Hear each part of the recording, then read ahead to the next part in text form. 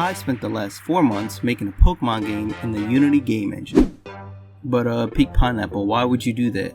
Because Nintendo f***ing sucks. I wanted to make a Pokemon game that actually has really good battling mechanics, and Nintendo keeps giving us the same battles over and over again. So I decided to make a game where you have a co-op battle system where you can switch out between the trainer and Pokemon during battle, which means you have full control over the Pokemon during battle. Because this is a 3D game, I decided to use Blender, and if you don't know what Blender is, you must be living on a rock because it's one of the best 3D modeling programs I've ever used. And it's free $99. So after a few hours of messing around with Blender, I came up with this really cool trainer that we can use as a base for our game. Our trainer is already rigged with a skeleton, so that means we can just drag it into Unity, set the animation type to humanoid, and we can add a whole bunch of animations from Mixamo and reuse some animations from our previous project. Okay, cool, sweet beans. Now that our trainer has a whole bunch of animations, I can set up an animator controller so that way we can actually engage and use some of these animations. But I actually can't use any of these animations until I set up a specific script that tells that animation to play. This means our trainer actually needs a movement script. So after smashing my keyboard a few times, I actually came up with a really good movement. I decided to use Unity's character controller component to actually move the character, and now it can move, walk on platforms, jump, and all that good stuff. But there's one slight issue. I'm sure everyone in the comment section is asking, but why is he naked? Alright, geez, fine, we'll add some clothes to our trainer. So let's start out with some shoes, some pants, add a shirt, gotta have some hair, and a book bag to carry our items. Yeah, I'm not gonna lie, trainer's looking pretty sick. So now the other thing is, we're missing some UI and some main menus. Now I'm no Picasso when it comes to Photoshop, but I did do a pretty good job at making lots of buttons, UIs, backgrounds, textures for the game. I started by creating this neat little main menu for the trainer, so whenever you press the enter button, the main menu pops up and you can start messing around. This is probably one of the parts that took me the longest because I had to make 6 different sub-menus, and you can actually check for your options, your trainer card, you can save the game, you can check your bag for different items, you can look at your Pokédex, and you can also see which Pokemon are in your party.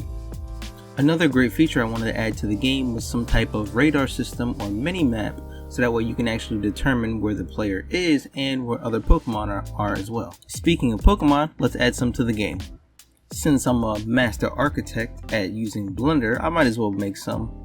Okay, so let's see, there's 1, 2, 3, 4. There's 151 different Pokemon in just Generation 1. Yeah, so it looks like I'm not about to model and rig every single Pokemon. So let's go knock on our door of our good friend Nintendo and let's see if we can steal, borrow some models. So after going online and finding some great models, it's time to start giving these guys some animations. So it seems that each Pokemon is going to need about 10 to 11 different animations plus their attack animations. So let's do the math on it. So if we do 10 times 151, that's 1,510 different animations. That's not even including the attacks. Basically, it was me attempting to do an entire game studio's worth of animation. I mean, you've got to be shitting me if you think I'm going to do all those different. Yep, I did it. After depriving myself of any joy in life, lack of sleep, whole bunch of coffee, I actually did it. Well, I did about 138. Close enough. Since we have a whole bunch of Pokemon to work with now, let's use Bulbasaur since he is number 1 in the Pokedex. From my understanding, there needs to be 2 types of Pokemon. There needs to be the player Pokemon you control, and there needs to be the enemy Pokemon that you can fight. So after adding Bulbasaur to the scene and already giving him an animator controller, we need to give him some functions. In a lot of these newer games, you notice that Pokemon actually follow the trainer. So Bulbasaur is definitely going to need some type of following script. It's also going to need a size script to change when it's released from his Pokeball, and it needs to be returned. Not to mention it needs battle movement, and it also needs a basic script to hold most of the stats. And the last script it's going to need is actually a specific script for that Pokemon.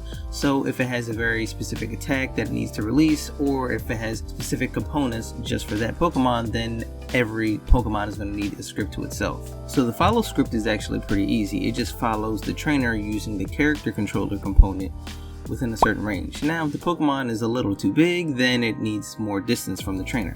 If the Pokemon is small, then the distance gets a little bit smaller. Okay, so let's check out this battle movement. It's pretty much the same as the trainer movement, just a little copy and paste, but there are a few tweaks here and there. Now our cute little Bulbasaur can move around and jump. So the next thing that needs to be worked on is the attacks. So I assume most people are going to be playing this on the PC and you're most likely going to use your keyboard. So I decided that the C button was going to be the attack button. There's one thing about Nintendo that always bothered me. It always seemed like you could only use 4 moves and you would forget your previous moves every time you leveled up. So the goal is to create one of the greatest co-op Pokemon games. So why not give Bulbasaur the opportunity to be able to use every single attack that he knows? So going back into Photoshop and creating more UI, you'll notice at the top of the screen that there's an attack labeled in the box. So you're actually able to switch between different attacks using the Q and E button, or you can even use the number pads. Seeing as I couldn't find a Pokemon that learned more than 10 moves, there was no need to go further than that. Now we just need to make every single Pokemon attack for Gen 1. I'd be a lying son of a bitch if I told you this was going to be fast and easy. I mean, I watched countless tutorials. I used Blender and Photoshop like a madman. All of that just so I can create 165 different attacks. At this point, I was damn near a one-man army when it came to game development, and I'm surprised Nintendo hasn't reached out to me yet. Or they could be planning to take me out because I'm using their trademarks. Okay, so the point is, Bulbasaur actually looks pretty sick now that he can use attacks. I mean, just look at this Leech Seed. Also, I kind of threw out that whole thing where you learn a new attack once you level up. Yeah, we have a level 5 Bulbasaur using Solar Beam. I was definitely having way too much fun with this.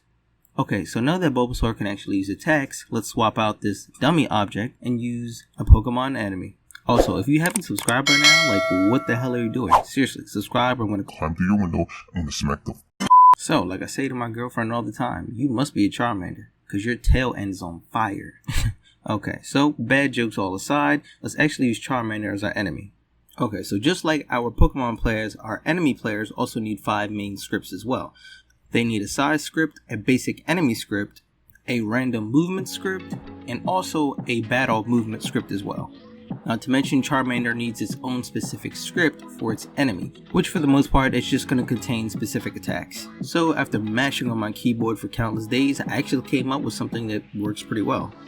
So Charmander actually follows Bulbasaur during battle mode, and you can see that Charmander goes to very specific pinpoints and only comes within a certain range of Bulbasaur. I'm using a random timer to tell when Charmander should move and when it should stay in that position for a while. Another thing is Charmander can't actually use attacks without stopping and pausing.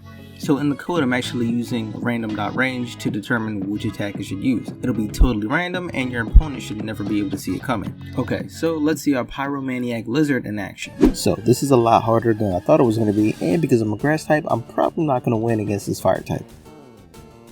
Okay, so when it comes to Pokemon attacks, I set up a on trigger event that tells that specific Pokemon if you got hit with an attack that has no effectiveness, some effectiveness, weak, or super.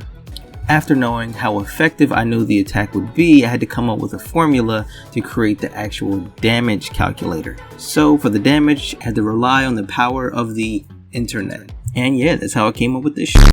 I should also probably mention that if you get hit with an attack that causes a very specific condition, like you to be paralyzed, or you to be sleeping, burned, frozen, or poisoned, it'll actually happen in real time and you'll see the Pokemon have those stats. By using some coroutines and using Unity's particle system, it was actually pretty easy. Okay, so there's 2 more things that's going to make the battle system complete. First, you need to be able to actually pause the battle. So all I had to do was hit the enter button and change the time scale to equal 0. And then I was actually able to just reuse some of the UI I'd already did in Photoshop and make another menu for the Pokemon. The second thing that I needed for battle was actually a third-person camera that has Z targeting mechanics, which means I need the camera to still follow the main Pokemon player but also look at the enemy target. So I could have used Unity's Cinemachine camera, but I said fuck that and I decided to use Unity's asset store, which I already had a free package asset for, so why not? So all I had to do was slap that script onto the camera and change the lock on targets tag to enemy, and bam, now our camera is actually looking and following our Pokemon and the enemy at the same time. Okay, so after all that, the battling mechanics are just about finished. So after countless weeks of banging my head on the table, we actually have some leveling up, some evolution,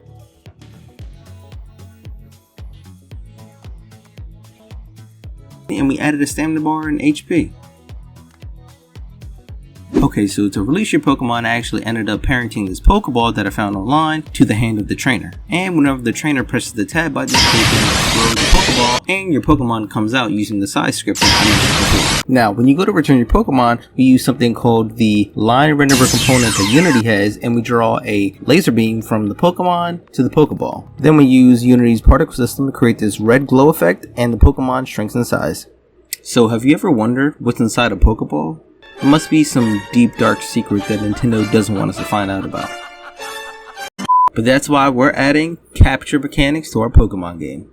Okay, so the first thing I was worried about was the actual camera when you want to catch your Pokemon. So I just zoomed in the camera a little bit so you can focus in on your target. Next, I started working on the UI. You can see there's different buttons so you can choose which Pokeball you actually want to use to catch your Pokemon. Okay, so in order to actually move the camera around, you need to use the left side of the button mouse to actually rotate the camera around.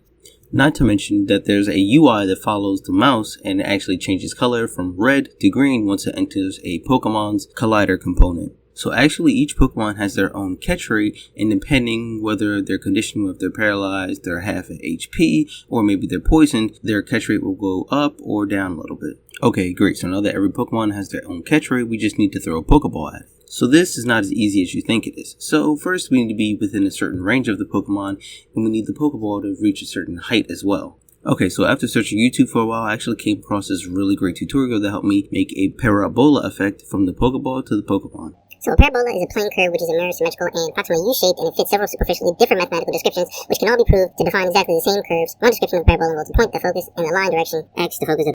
Okay, so nobody actually cares about the math behind it, we just know that it works. So now we can actually throw a Pokeball at the Pokemon's head, and then if you wait a little while, you'll see if you can actually catch your Pokemon or not. So it'll come out all by itself, or you'll actually capture it and it'll be added to your party. I had to save the best for last, and I decided to add riding mechanics to the game as well. So I'm not the smartest bean on the shelf, but I could have used Unity's rigging system instead of making all these separate different animations for each trainer to ride different types of Pokemon. But that's okay, because it still came out pretty good. So far, I was only able to make 8 different types of riding Pokemon. So first we have Lapras, Charizard, Blastoise, Tentacruel, Pidgeot, Tauros, Gyarados, and Onix.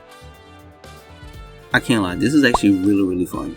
But I couldn't slow down now because there's still so much work to be done. And then I actually made some Poke Capsules so you can actually go up to them, open them up, and you can receive certain items like potions, escape ropes, rare candies, even evolutionary stones. So I figured out a way to save the game using Unity's player prefs, and I came up with a dialogue manager so that way you can actually engage in conversation. Then I watched another tutorial to figure out how to make some really good clouds.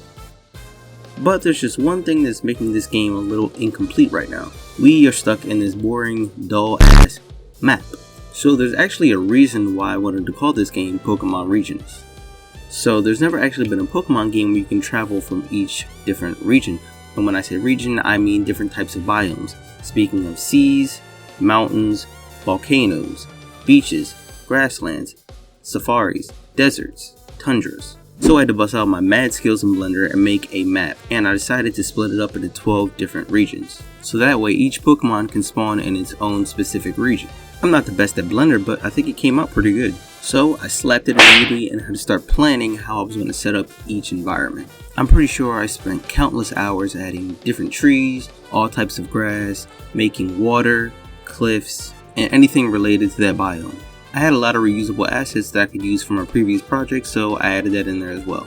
So after chugging even more coffee, I was only able to make the grasslands region, safari region, water region, tundra region, and mountain region. So you can't make a true Pokemon game unless you have a place to obtain your starter. So I've always been a big fan of Gen 1 Pokemon, so I decided to make Professor Oak's lab. So you can actually go inside the building and obtain your first starter Pokemon. And you can choose between Charmander, Bulbasaur, Squirtle, Pikachu, or Eevee. Also, I probably should have mentioned that whenever you start the game, you spawn directly in the center of the map. And in the center of the map, there's a small town called Regionus, and you can see where the game gets the name from. Now, there's not that much in the town right now. There's just a few houses and a couple of statues, but for the most part, you need to go to the lab and then you can start your journey. So, I think I made you guys wait long enough for some epic gameplay, and if you stick around to the end, you'll find out about some legendary Pokemon. Alright, let's see.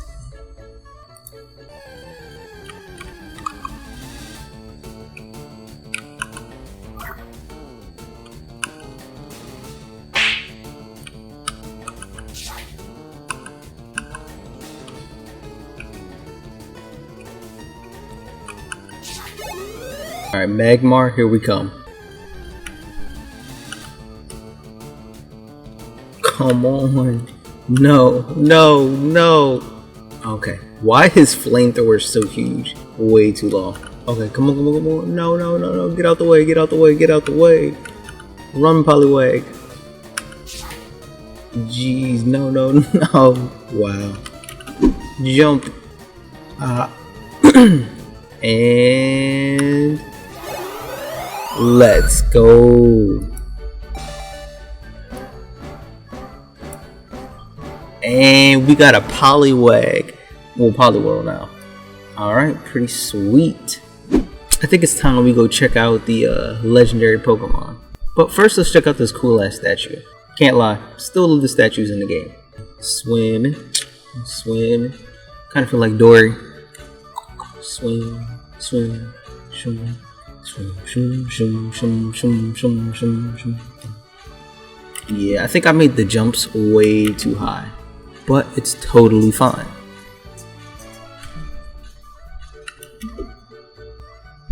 Is that what I think it is? Okay, yep, we're definitely taking on this legendary bird Pokemon.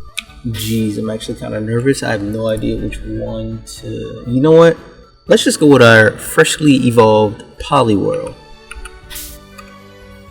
Okay, so this is either a really good idea or this is going to go horribly wrong. Oh, shit, shit, shit.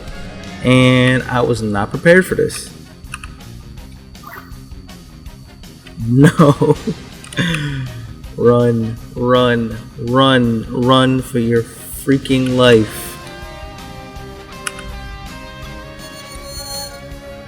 I think this is our only chance. Alright, run, run, run, run, run. Go, go, go, go, go, go. And it missed.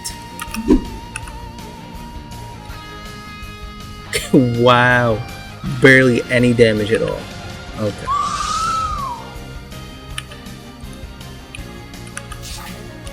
No, no, no, no, no.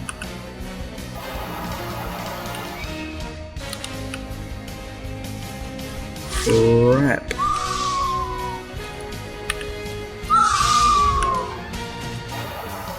Get away.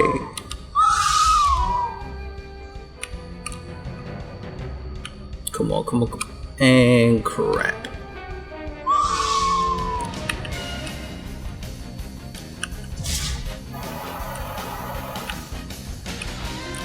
Away. His flamethrower was definitely not hitting him.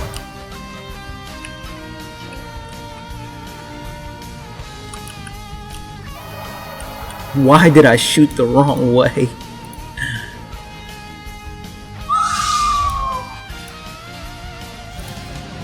Get... No, no, no, no.